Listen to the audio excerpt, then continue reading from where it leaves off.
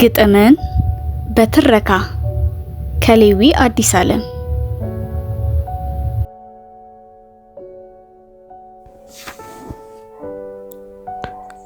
በዘመን መሻገር ከእግዚአብሔር ደጃፉ በር አንድ የምጠብቀው ያልተከፈተ በር፣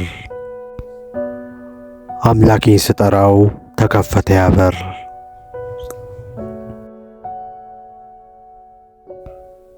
ዘመንን ልጠብቅ ፈጣሪን ልጣራ፣ አይ የፈጣሪ ስራ ልክ እንደ ፀሐይ ብርሃን ጮራ።